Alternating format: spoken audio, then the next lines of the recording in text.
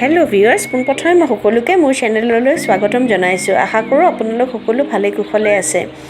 আজি মই এটা ভিডিঅ' লৈ আহিছোঁ। ভিডিঅ'টো একচুৱেলি আমাৰ পিছফালৰ পৰা মানে আমাৰ বাৰাণ্ডাৰ পৰা যোনটো ভিউ দেখোঁ সেইখিনিতে মই ইভিনিং ৱাক কৰিবলৈ যাওঁ কেতিয়াবা, মই আৰু মোৰ ছোৱালীজনী। এয়া দেখিছেনে আমাৰ পিছফালৰ পৰা? এতিয়া মই এইখিনি জেগালৈ আপোনালোকক লৈ যাম। ইয়াতে আমি প্ৰায়ে ইভিনিং ৱাক কৰোঁ আৰু এইখিনি দেখুৱাৰ পিছত মই এটা ধুনীয়া ৰেচিপিও আপোনালোকৰ আগত দেখাম। খুবেই ধুনীয়া আছিল খাবলৈ। কাইণ্ডলি ভিডিঅ'টো সম্পূৰ্ণ চাব। এইটো আমাৰ লেনটো, আমাৰ গলিটো, আৰু এইফালেদি ওলাই মেইন ৰোডটো পায়। আমাৰ জেগাখিনি খুবেই সুবিধাজনক, লাগতিয়াল বস্তু গোটেইখিনিয়ে পায়, ধৰক গ্ৰচাৰীৰ পৰা আদি কৰি গোটেইখিনি। আৰু ইয়াতে এখন ভাল স্কুল আছে, হিল ক্ৰেছ স্কুল বুলি। এইখন স্কুলখনত ৰেচিডেঞ্চিয়েল স্কুল হয়। আৰু সেইদিনাখন আমি ছানডে ওলাইছিলোঁ। ছানডে খুবেই কম মানুহ থাকে, যিহেতু চব মানুহ চাৰ্চত যায় বা তেনেকুৱা দিনটো তেনেকৈ ব্যস্ত হৈ থাকে, চব দোকান পোহাৰ বন্ধ হৈ থাকে সেইদিনাখন। আৰু এতিয়া আহি আমি এই মই যে দেখাইছিলোঁ আপোনালোকক বাৰাণ্ডাৰ পৰা সেই জেগাখিনি পাম। এইটো একচুৱেলি আই টি আৰ ফিল্ডখন হয় আৰু ইয়াতে মানুহে বহুতে ৱাক কৰে, যিহেতু বেছি ভিৰ চিৰ নাথাকে, গাড়ী চাৰিও নাহে। আৰু ভিতৰলৈ সোমালে GSI কেম্পাছটো পায়, জিঅ'লজিকেল ছাৰ্ভে অফ ইণ্ডিয়া, তাৰ কেম্পাছটো পায়। আৰু ইয়াৰ তলত এটা তাৰমানে নিজৰা আছে, ইয়াৰ পৰা মানুহবোৰে পানী নিব আহে। হিল ষ্টেচনবোৰৰ পানীৰ বহুত অসুবিধা কিছুমান জেগাত, সেইটো কাৰণে বহুতে ইয়াৰ পৰা পানী নিব আহে। দেখিছেনে কেনেকৈ পানী ল'ব আহিছে বহুত মানুহ, আৰু মানুহ আছিলে ওপৰত, মই ইমান নেদেখালোঁ। আৰু এনেকৈ ফুৰি ফুৰি সন্ধিয়াই হ'ল, দেখিছেনে? এতিয়া আমি ঘৰলৈ উভতিবলৈ ধৰিলোঁ।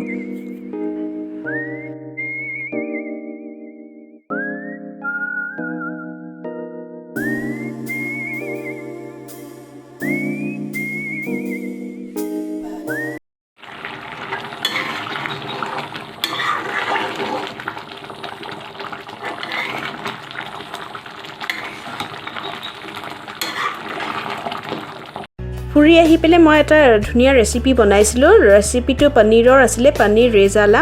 খুবেই ধুনীয়া হৈছিল খাবলৈ, সেইবাবে ভাবিলোঁ আপোনালোকৰ লগতো ৰেচিপিটো শ্বেয়াৰ কৰোঁ। আপোনালোকে যদি এনেকৈ বনাই খোৱা নাই, বনাই খাব, খুব ভাল লাগে। পোলাওৰ লগত খুব ভাল লাগিব এইটো, পোলাও বা ভাতৰ লগত। এতিয়া পলম নকৰি ব'লকচোন আমি ৰেচিপিটোলৈ যাওঁ। মই দেখাওঁ কেনেকৈ বনাইছিলোঁ, আৰু প্ৰথমতে দেখাই লওঁ কি সামগ্ৰী লাগিব আমাৰ এই ৰেচিপিটো বনাবলৈ। ইয়াৰ কাৰণে মই 2টা ডাঙৰ পিঁয়াজ পেষ্ট কৰি লৈছোঁ, নহৰু আদা আৰু জলকীয়া পেষ্ট কৰি লৈছোঁ, আৰু কাজু লৈছোঁ। মই কাজু এইখিনি মানে লৈছোঁ, আপোনালোকে দেখিছে। গৰম পানীত অলপমান তিয়াই থৈ দিছোঁ যাতে কোমলি যায়। আৰু লাগিব আমাক দৈ মই ফ্ৰেছ দৈ লৈছোঁ, এইখিনিমান দৈ লাগিবই আমাক।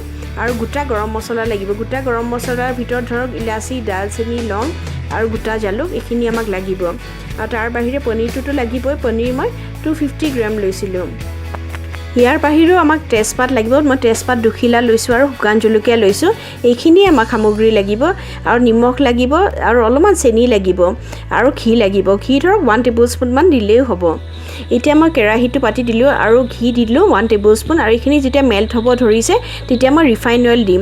ইয়াতে এইটো মিঠাতেল দি নবনাই, এইটো ৰিফাইন অইল দিয়ে বনায়। আৰু এইখিনি যেতিয়া গৰম হ'ব, তেতিয়া মই পনীৰখিনি অলপমান ভাজি ল'ম, বেছি নাভাজোঁ আৰু অলপমান ভাজিম।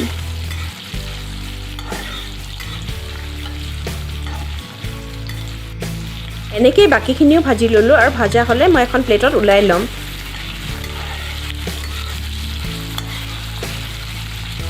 গোটেইখিনি মই ভাজি পেলাই এখন প্লেটত ওলাই ল'লোঁ, আৰু বাকীখিনি কেনেকৈ কি বনাওঁ মই দেখাই আছোঁ। এতিয়া মই ইয়াতে গোটা গৰম মছলাখিনি অলপমান থেতেলিয়াই পেলাই দি দিলোঁ। দিয়াৰ পিছত অলপমান যেতিয়া ফুটিব ধৰিব, তেতিয়া যে মই পিঁয়াজ বটি থৈছিলোঁ, এই পিঁয়াজ পেষ্টখিনি মই দি দিম ইয়াতে। এতিয়া মই পিঁয়াজৰ পেষ্টখিনি দিলোঁ, আৰু পিঁয়াজৰ পেষ্টখিনি দি পেলাই আকৌ গোটেইখিনি ভালকৈ ভাজিব ধৰিছোঁ। পিঁয়াজখিনি ভাজা হ'লে নহৰু আদা আৰু জলকীয়া যে মই পেষ্ট কৰি লৈছিলোঁ, সেইখিনি দি দিম। মই গ্ৰীণ জলকীয়াটো লৈছিলোঁ, সেউজীয়া জলকীয়াটো, সেইখিনিয়ে মই পেষ্ট কৰি লৈছিলোঁ নহৰু আদাৰ লগত।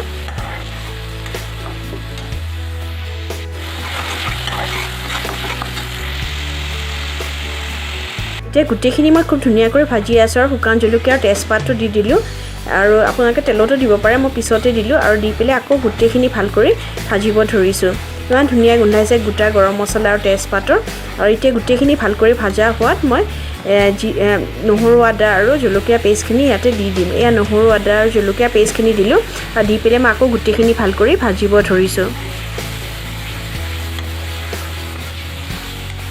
এতিয়া গোটেইখিনি ধুনীয়াকৈ ভাজা হৈছে দেখিছেনে আৰু তেলটো সেপাৰেট হৈছে এতিয়া মই কাজুৰ পেষ্টখিনি দি দিম এই কাজুৰ পেষ্টখিনি মই অলপমান দৈ মিলাই পেলাই পেষ্ট কৰি দিছিলোঁ আৰু এতিয়া মই এইখিনি ভালকৈ ভাজিব ধৰিছোঁ খুব ভালকৈ ফ্লেমটো কমাই পেলাই ভাজিব লাগিব কাজু দিয়াৰ পিছত একদম পটককৈ লাগি ধৰে তাৰমানে কেৰাহীত সেইটো কাৰণে আমি লৰাই লো ফ্লেমত ভাজিব লাগিব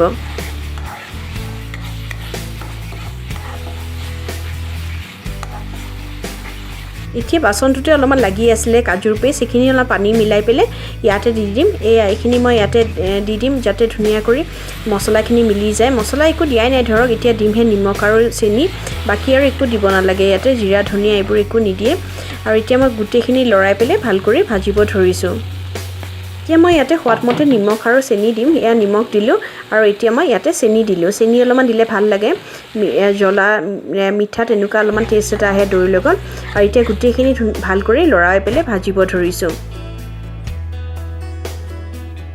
গুটেখিনি ধুনীয়াকৈ ভাজা হৈছে এতিয়া মই দৈখিনি অলপমান ভালকৈ ফেটি ল'ম ফেটি ল'লে ভাল আৰু নহ'লে লাম্পছ থাকিলে ভাল নালাগে এতিয়া মই গুটেখিনি দৈ ভালকৈ ফেটি লৈছোঁ আৰু এইখিনি দৈ মই এতিয়া ব্যৱহাৰ কৰিম এতিয়া মই এই দৈখিনি ইয়াতে দি দিলোঁ দি পেলাই আকৌ ভালকৈ গুটেখিনি লৰাই পেলাই ভাজিব ধৰিছোঁ ফ্লেমটো একদম কমাই ল'ব যেতিয়া দৈ দিয়ে নহ'লে কেতিয়াবা দৈটো ফাটি যায় সেইবাবে ফ্লেমটো কমাই ল'ব লাগে পাৰিলে বন্ধ কৰি ল'ব পাৰে ফ্লেমটো একো নহয় তেতিয়া পিছত জ্বলাই দিলে হ'ল গেছটো আৰু এতিয়া লৰাই পেলাই গুটেখিনি ভালকৈ ভাজিব ধৰিছোঁ অলপমান পানী দৰকাৰ হ'ব মই অলপমান পানীও দিম ইয়াতে যিহেতু বহুত ডাঠ হৈছে পানী অলপমান যোগ কৰি দিলোঁ আৰু যোগ কৰি দিয়াৰ পিছত আকৌ ভালকৈ লৰাই পেলাই এইখিনি ভালকৈ উতল আহিব দিম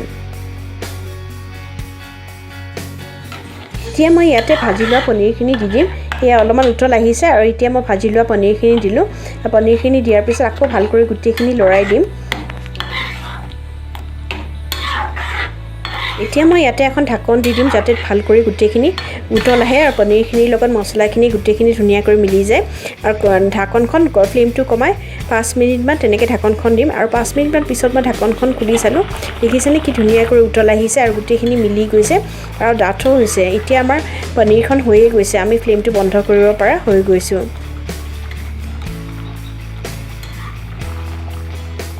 এই আমাৰ পনীৰ ৰেজালা হৈ গ'ল আপোনালোকে এনেকৈ বনাই চাবচোন খাই খুব ভাল লাগে পোলাওৰ লগত বেছি ভাল লাগিব মই আগতেও কৈছোঁ ভাত বা পোলাও বা ফ্ৰাইড ৰাইচৰ লগত ৰুটিৰ লগত খোৱাতকৈ এনেকৈ খাই বেছি ভাল লাগিব নানৰ লগতো হয়তো বেয়া নালাগিব কিন্তু মই পোলাওৰ লগতে প্ৰিফাৰ কৰিম এইটো আৰু যদি মোৰ ৰেচিপিবোৰ ভাল পাইছে কাইণ্ডলি চেনেলটো ছাবস্ক্ৰাইব কৰিব ওচৰত থকা বেল আইকনটো প্ৰেছ কৰিব অলটো প্ৰেছ কৰিব বেল আইকনৰ যাতে আহিব লগা নটিফিকেশ্যনবোৰ সব পাই থাকে আৰু লাইক কমেণ্ট আৰু শ্বেয়াৰ কৰিব থেংক ইউ সো মাচ বহুত বহুত ধন্যবাদ জনালোঁ মোৰ সম্পূৰ্ণ ভিডিঅ'টো চোৱাৰ বাবে